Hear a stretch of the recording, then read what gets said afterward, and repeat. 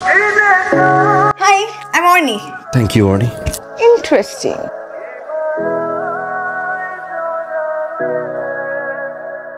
আপনি নিশ্চয়ই ভাবছেন আমার কাছে তাহলে লাইটারটা কেন?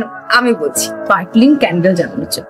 আজকাল এত বার্থডে পার্টি অ্যাটেন্ড করতে হয়, 11:59 বেজে যায়, লাইটার খুঁজতে খুঁজতে সবার সময় নষ্ট হয়ে যায়। এরপর থেকে ভাবলাম ওয়াই নট আমার কাছে একটা লাইটার রেখে দিই, যেই 12টা বাজে সেই আমি লাইটারটা ধরি, স্পার্কলিং ক্যান্ডেলটা জ্বালিয়ে দিই। ভালো করেছি না? এই শহরে তো একটার বেশি দুটা কাজ করাই যায় না।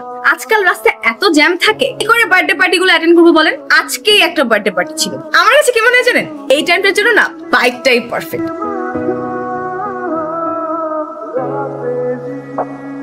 শোনেন, আপনাকে একটা কথা বলি, অনেকক্ষণ ধরে চুপ করেছেন। আপনি যে এরকম অ্যাটিটিউড নিয়ে থাকেন না, সেটা আপনাকে একদমই মানায় না। আর এরকম অ্যাটিটিউড নিয়ে থাকলে মেডিটেশন ক্লাস করেও কোনো লাভ নেই। লাইফটাকে এনজয় করুন, আমার মতো প্রাণ খুলে কথা বলতে শিখুন। বাই। হ্যালো, আজকে ড্রপ লাগবে না? আপনি তো আমাকে পছন্দ করেন না, আমি বেশি কথা বলি তো। এটা ট্রু, কথা একটু বেশি বলেন, আজাইরা কথা। তবে খারাপ লাগে না, মাঝে মাঝে ভালো লাগে। যাবেন? না থাক, আজকে আর না যাই। এই জায়গাটা আমার খুব পছন্দের। আমার যখন খুব বেশি মন খারাপ থাকে তখন আমি এই জায়গাটা চলে আসি। এখানে আসার পর মনে হয় আমার বাবা মা আমার খুব কাছে আছে, ফিল করতে পারি। আমার যখন 10 বছর বয়স ছিল, আমার বাবা মার ডিভোর্স হয়ে যায়। তারা যার যার মতো নিজেদের লাইফ সেটেল করতে দেশের বাইরে চলে যায়। আমি যে একটা মানুষ তাদের মাথাতেই নেই। আমার কথা বাদ দেন, আমি তো সারাক্ষণ বকবক করি। আমার বাবাও আছে, মাও আছে, কেউ থেকেও নেই। মানে সারাদিন শুধু ঝগড়া আর ঝগড়া। সকাল শুরু করে ঝগড়া দিয়ে, রাতও শেষ করে ঝগড়া দিয়ে। আমি কোথায় পড়বো, কোন সাবজেক্ট নিয়ে পড়বো, চুলটা কেমন কাটবো, দাড়িটা কেমন রাখবো, কি পড়বো, সবকিছু নিয়েই ঝগড়া। মা চায় একটা, বাবা চায় আর একটা। অথচ আমি যে তাদের সন্তান, কেউ জানে না। একটা ছেলে যখন তার বাবা মাকে ঝগড়া করতে দেখে, খারাপ লাগে বুঝাতে পারবো না। মাঝে মাঝে মনে হয় আমি একটা বোঝা। লাইফ কত অদ্ভুত, তাই না? আপনার বাবা মা আপনার সাথে আছে কিন্তু আপনি হ্যাপি না। আমার বাবা মা আমার সাথে নেই, আমিও হ্যাপি না। বাট অ্যাটলিস্ট সকালবেলা ঘুম থেকে ওঠার পর আপনি তো অ্যাটলিস্ট আপনার বাবা মার চেহারাটা দেখতে পান। আমার তো সেই সুযোগও হয় না। লাস্ট কবে বাবা মাকে দেখেছি আমার মনেও নেই। আমরা অনেক বেশি সিরিয়াস কথাবার্তা বলে ফেলছি না? এবার বলেন, আপনার গার্লফ্রেন্ড থাকবে কিভাবে? আপনার যে অ্যাটিটিউড, গার্লফ্রেন্ড না থাকাটাই স্বাভাবিক। আমি শিওর আপনার বয়ফ্রেন্ড নাই। সারাদিন শুধু ভগর ভগর ভগর। আচ্ছা, আপনি কি মাঝে মাঝে বুঝেন?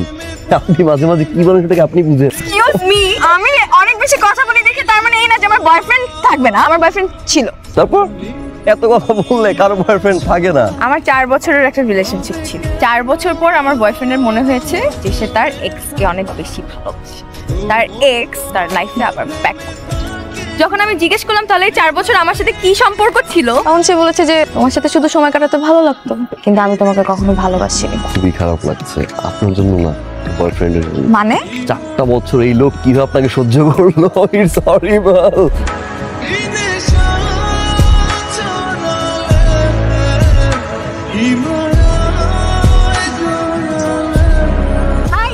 I'm sorry for the last night. Sorry কেন? আমি তো ওটা তোমাকে থ্যাংক ইউ বলবো। Thank you so much. After so long এত ভালো একটা সময় কাটতে কেমন যেন তাড়াতাড়ি সময়টা চলে গেছে, তাই না? ও আরেকটা কথা, অ্যাকচুয়ালি কালকে রাতে অনেক বেশি পার্সোনাল স্টাফ শেয়ার করে ফেলছি। তুমি কিছু মনে করো নাই? তখনও কাউকে এগুলো বলাই হয়নি। I'm in love with you, Arnie. What? I know kind of feel me. It's true. আগে তোমার কথা শুনতে ভালো লাগতো না। শুধু তুমি না, কারো কথাই ভালো লাগতো না। তোমার সাথে চলার পর থেকে ফিরে না, ঘুরতে ইচ্ছে করে, কথা বলতে ইচ্ছে করে। যখন বাইকের পিছনে বসার মনে হচ্ছে হারিয়ে যায়। কি বলবো বুঝতে পারছি না। এইভাবে বললে আই ডোন্ট থিংক সো কেউ না করতে পারবে কখনো। তুমি তো জানো what I have been through. আমি আসলে মেন্টালি প্রিপেয়ার্ড না এখন রিলেশনশিপে যাওয়ার জন্য। সরি। দরকার ছিল নেক্সট কেয়ার করা। আমার ভিতরে তোমার প্রতি যে ফিলিংসটা, সেটার জন্য তুমিও রেসপন্সিবল।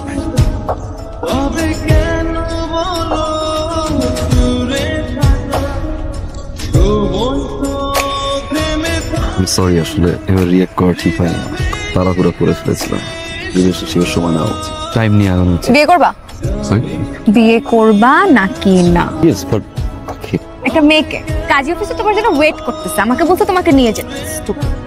আমাকে আর কাকে? টাকা নেই তেমন। শাড়ি কেনার টাকা আছে? তা হবে। আমার কাছে পাঞ্জাবি কেনার টাকা। হয়ে গেল। তাহলে এখানে দাঁড়াইছি কেন? চলো চলো চলো।